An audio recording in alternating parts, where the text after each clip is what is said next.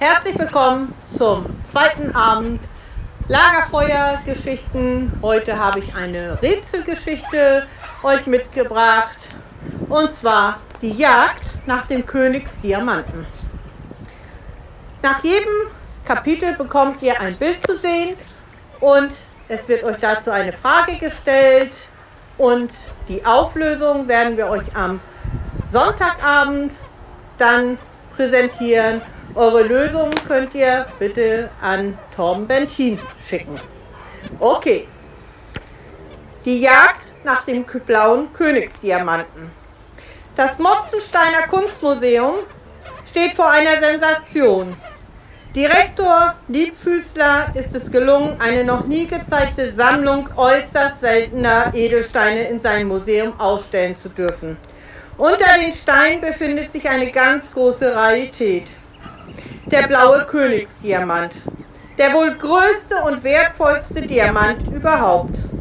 Die Ausstellung ist bereit, die Gäste sind geladen. Natürlich ist jedermann gespannt auf den seltenen Riesendiamanten. Aber das kostbare Ausstellungsgut zieht leider auch dubiose Besucher an. Besucher, die nicht nur an der Besichtigung des seltenen Diamanten interessiert sind. Besitzen müsste man ihn. Und die Ganoven hegen schon ganz konkrete Pläne. Die Eröffnungsfeier im Motzensteiner Kunstmuseum ist ein Riesenerfolg. Der blaue Königsdiamant ist zweifelsohne der Höhepunkt der Ausstellung. Die geladenen Gäste können den seltenen Edelstein gar nicht genug bestaunen. Doch verflixt. Schon am nächsten Morgen muss der Direktor Liebfüßler eine schreckliche Entdeckung machen. Der Diamant ist spurlos verschwunden. Noch am selben Tag liest Kalle in der Mittagsausgabe der Zeitung von dem Diebstahl. Er betrachtet aufmerksam das Bild von der Eröffnungsfeier. Sieh mal an, die illustrieren Gäste. Da sind alles mit Rang und Namen anwesend. Sogar Karo Ratzelmann, der zwielichtige Geschäftemacher, ist mit von der Partie. Aber Kalle stutzt. Wo steckt denn diesmal seine Partnerin, Irma Polter? Die kreuzen doch sonst immer zusammen bei solchen Anlässen auf. Neugierig geworden wirft auch Gitter Einblick auf die Artikel in der Zeitung. Denn hinter Karo und Irma sind die beiden Detektive schon lange her. Karo und Irma besitzen eine Fabrik, die Teddybären herstellt. Man munkelt aber, dass die beiden gern auch mal krumme Geschäfte nachgehen. Bisher konnte man ihnen noch nichts nachweisen. Sollten die zwei etwas mit dem Verschwinden des Königsdiamanten zu tun haben, rätselt Kalle. Gitter sieht sich den Bericht noch einmal genau an. Bingo, sagt sie schließlich. Hier ist das Firewall. Da ist der Beweis. Was hat Gitter entdeckt?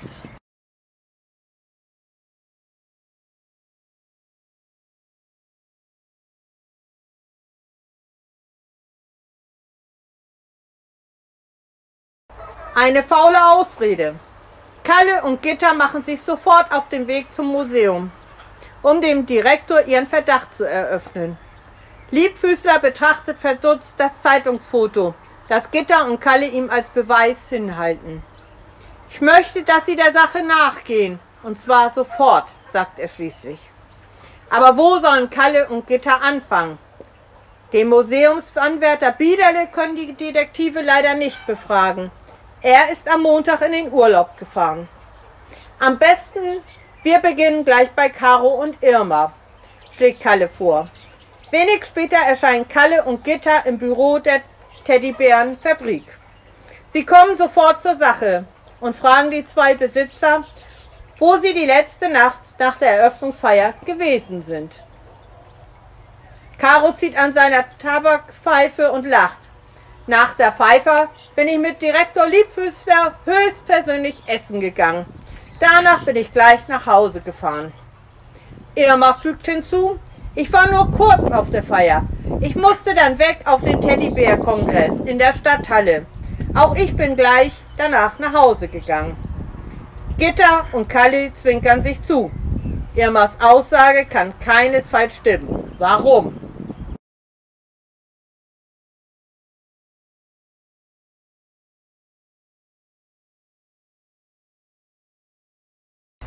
die heiße Spur. Als Gitta und Kalle das Büro verlassen, sind sie sich einig. Sie dürfen den sauberen Karo und seine lügende Partnerin nicht aus den Augen lassen. Wir müssen sie beschatten, murmelt Kalle. Gitta nickt. Vorsichtig schleichen sie an der Fabrik entlang und verstecken sich schließlich im Gebüsch unter einem Fenster. Von dort haben sie einen wunderbaren Blick in das Innere der Anlage. Und sie haben Glück. Karo und Irma sind gerade damit beschäftigt, am Förderband den Teddybären die Köpfe aufzusetzen. Du verdrehtes Lieschen, flüstert Gitta plötzlich. Jetzt besteht wirklich kein Zweifel mehr, dass die beiden den Diamanten geklaut haben. Was hat Gitta entdeckt?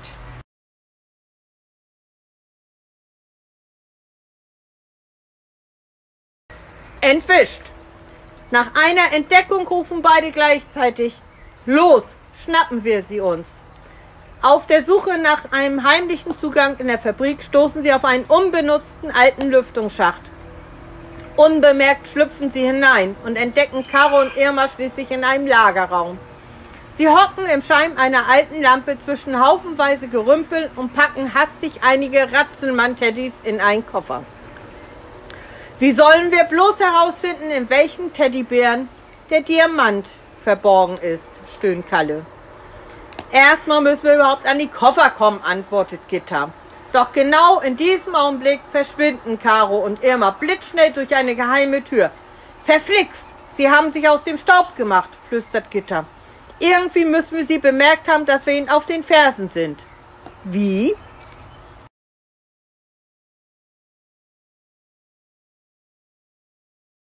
Die geheimen Gänge. Schnell kommen Kalle und Gitta aus ihrem Versteck hervor und beginnen sofort mit der Suche nach der Geheimtür. Es dauert nicht lange, bis Kalle den geheimen Ausgang hinter einem Schrank entdeckt hat. Hier lang, ruft er Gitta zu. Sie zwängen sich durch den Ausgang und landen in einem gut ausgebauten Fluchtstollen. Psst, zischt Gitta. Wir müssen herausfinden, in welche Richtung sie gelaufen sind. Sie stutzt. Da entlang, ich kann ihre Schritte entfernt hören, flüstert sie und stürmt los. Links und rechts tropft Wasser von den Wänden. Ihre Schatten gleiten gespenstisch an den Mauern entlang. Gitta wird unruhig. Die Schritte in der Ferne werden immer leiser. Und plötzlich stehen Kalle und Gitta vor einer Treppe. Dahinter teilt sich der Gang. Wo geht's weiter? Rechts oder links? Sie halten kurz inne. Dann sagt Gitta, hier sind sie durch. Los! Welche Richtung müssen sie einschlagen und weshalb?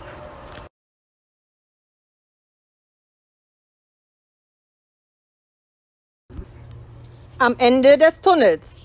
So leicht lassen sich Gitta und Kalle nicht täuschen. Sie hasten weiter durch den engen, dunklen Tunnel. Schau, Licht in Sicht, schnauft Kalle endlich. Nach Luft ringend erreichen sie das Ende des Ganges und stehen mitten im Marina-Club von Motzenstein. An einem Steg sind zahlreiche Boote festgemacht. Die Detektive überblicken die Lage sofort. Eines der Boote im Hafen fehlt. Sie sind mit einem Boot flussabwärts abgehauen, vermutet Gitta. Wenn wir nur den Namen oder die Nummer des Bootes wüssten. Aber dann wäre es einfach, es auf einem nahen See zu suchen. Nichts leichter als das. Ich bin schon dabei, es herauszufinden, antwortet Kalle. Welchen Namen oder welche Nummer hat das Boot?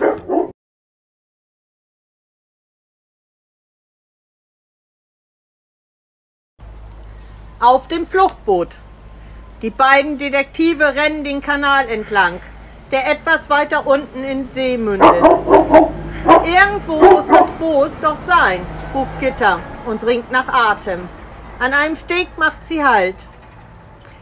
Wer sagt's denn? Da schwimmt ja unser Schiffchen, lacht Kalle. Karo und Irma scheinen allerdings schon über alle Berge zu sein. Aber vielleicht finden wir etwas an Bord, das uns weiterhilft. Über ein schmales Brett schleichen sie sich vorsichtig an Deck und nehmen das Boot genau unter die Lupe. Viel scheint hier nicht zu sein, murmelt Gitta, als sie beinahe über einen vollgestopften Mülleimer stolpert. Was haben wir denn da? Wundert sie sich. Nur gewöhnlichen Müll, wehrt Kalle ab. Aber obenauf liegt die aktuelle Ausgabe des Motzensteiner Echos.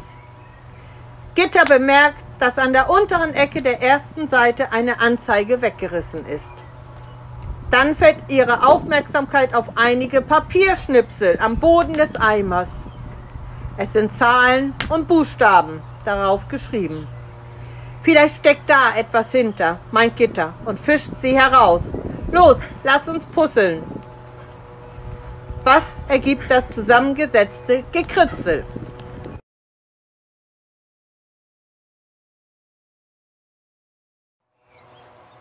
Die Teddys tauchen auf. Rasch holen sie Karos und Irmas Koffer unter der Treppe hervor und gespannt öffnet Gitta ihn. Er ist leer. Verflixt, habe ich's mir doch gedacht, seufzt Kalle. Sie haben die Teddys mitgenommen. Aber das ist doch seltsam.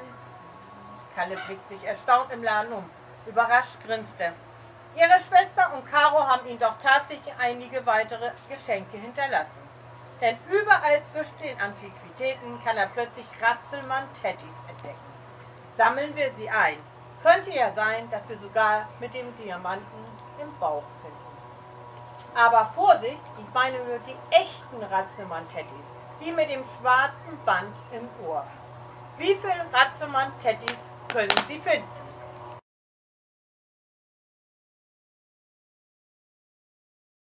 Blitz. Wie befürchtet, trägt keiner der Teddys den Diamanten im Bauch. Den haben sie sicher noch bei sich, ist ja klar, seufzt Kalle. Nun haben wir dummerweise keine Spur mehr, die uns weiterbringen würde, sagt Gitta nachdenklich. Als sie den Schwärzling hinunterschlendern, fällt ihr Blick auf einen Zeitungskiosk. Gitta beschließt, sich dort eine Schachtel ihrer Lieblingsbonbons zu kaufen. Vielleicht helfen die ihr beim Nachdenken. Als sie dem Verkäufer gerade das Geld reichen will, fällt ihr Blick auf die ausliegenden Zeitungen. Sie stutzt. Ach, wir Esel! Ich glaube, ich hab's, platzt sie heraus. Kalle schaut erst etwas ratlos, doch dann weiß er, was Gitta meint. Sie erinnert sich an ihre scheinbar unbedeutende Beobachtung auf Karos und Irmas Boot. Ich denke, ich weiß, wo wir die Gauner wieder aufstöbern können, murmelt er. Wo?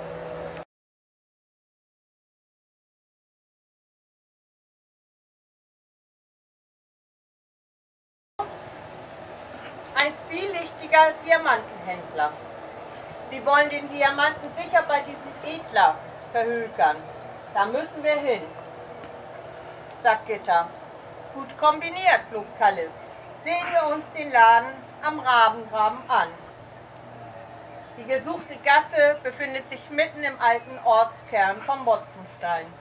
Dort jedoch können Kalle und Gitta beim besten Willen keinen Diamantenhändler Edler ausfindig machen.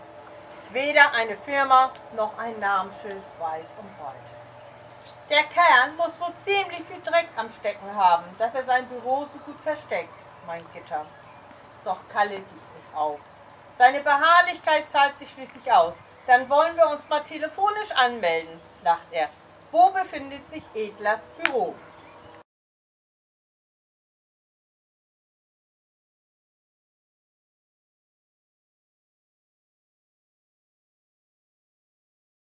So, Karos letzter Trick.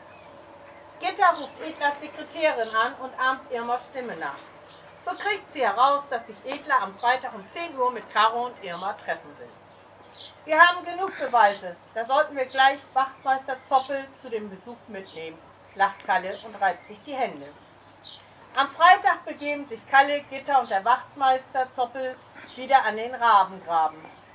Während Zoppel das Haus von außen im Auge behält, begeben sich Kalle und Gitta in den 2. Stock des Hauses. Im Vorzimmer von Edlers Büro herrscht dicke Luft. Kalle muss husten und als sie Edlers Büro betreten, geht ihnen die Puste ganz aus. Dort sitzt nämlich lediglich Irma, die sich von Edler einige Eheringe zeigen lässt. Von Karo nichts zu sehen. Mein Hustenanfall muss ihn gewarnt haben, so konnte er sich ein weiteres Mal mit dem Diamanten absetzen, knurrt Kalle. Irma behauptet zwar hartnäckig, dass sie alleine hier und Karo geschäftlich unterwegs sei, doch nun lächelt Gitta triumphierend. Ich glaube, wir brauchen uns um Karo keine Sorgen zu machen. Dass er hier war, weiß ich genau. Er wollte dann wohl schleunigst verduften, aber ist gewiss bereits im Wachtmeister Zoppels sicherer Obhut. Was für Beweise gibt es, dass Karo ebenfalls bei Edler gewesen ist? Und wie ist er geflüchtet?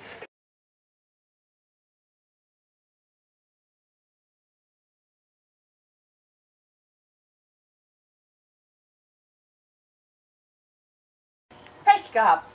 Karo ist dummerweise genau in den Armen des unten auf der Gasse wartenden Wachtmeisters Zoppel gelandet. Dieser hat gut aufgepasst und Karo gleich festgenommen. Unterdessen haben Irma und Edler schließlich klein beigegeben und sind mit Gitter ebenfalls nach unten gegangen. Karo hingegen reagiert äußerst entrüstet und gibt sich erstaunt. Vom Königsdiamanten will er absolut nichts wissen.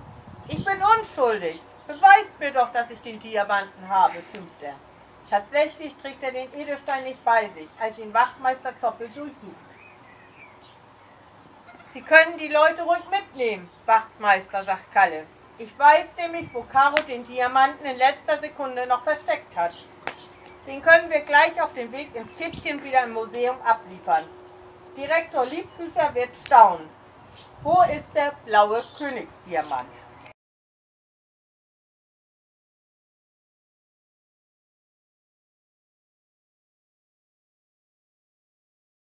Ende gut, alles gut. Gemeinsam bringen sie Direktor Liebfüßer den blauen Diamanten zurück ins Museum. Und eigentlich sollte sich dieser freuen, ihn wieder in der Ausstellung zu haben. Aber da behauptet Edler plötzlich, dass es sich bei den Diamanten um eine billige Fälschung handle. Glauben Sie etwa, schnauzt Liebfüßer, dass wir in unserem Museum Fälschungen ausstellen? Das wäre ja doch noch schöner. Aber Edler besteht darauf. Prüfen Sie den Stein doch selbst, dann werden Sie es ja sehen. In diesem Augenblick räuspert sich ein kleiner Mann in Uniform. In die Runde tritt der soeben aus dem Urlaub zurückgekehrte Wärter Biederle. Gestatten Sie, Herr Direktor, ich habe mir vor meiner Urlaubsreise erlaubt, den richtigen Stein gegen eine Imitation auszutauschen. Ich wollte den Königsdiamanten an einem sicheren Ort verwahrt wissen, während ich weg bin. Sie verstehen, reine Vorsichtsmaßnahme. Ich gebe zu, es war dumm von mir, Sie nicht darüber zu informieren. Karo und Irma stehen wie gelähmt da. Wir Dümpfköpfe, haucht Karo zerknirscht. Auch Kalle und Gitter staunen nicht schlecht. Wir waren also die ganze Zeit hinter einer Fälschung her? Lachen Sie? Zeit zum Sitzen, denn Diebstahl ist Diebstahl, meldet sich Wachtmeister Zobel und führt die verdutzten Diamantdiebe zum Polizeiauto. Aber wo ist denn nun der richtige Königsdiamant?